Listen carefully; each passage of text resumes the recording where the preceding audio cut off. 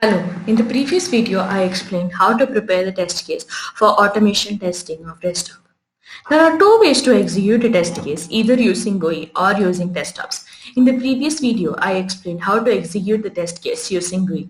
Now in this video I will explain the steps to execute the test case using TestOps for automation testing, which was prepared in the second step. To start the execution, click on the Execute Test Case button. From the pop-up, click on the Via TestOps button. Under Via TestOps, you will find two types of testing, functional, automation. Click on the Automation button. This will open the Jenkins in a new tab. As I mentioned earlier, the prepared test case will be auto-created as a new job in the Jenkins.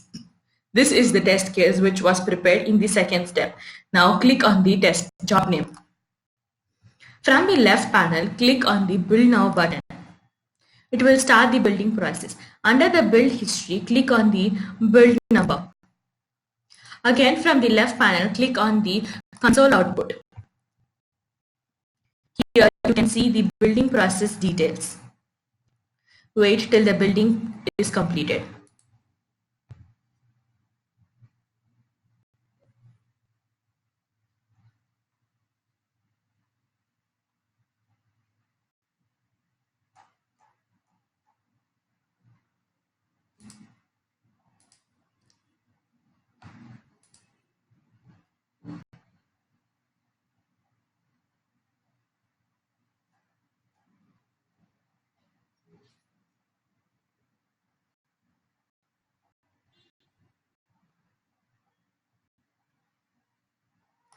Now the test case has been executed successfully.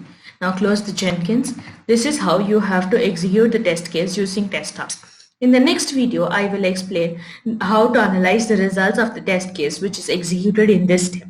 To post your projects, visit our website TestOnNeed.com. For furthermore assistance, contact us on sales@TestOnNeed.com.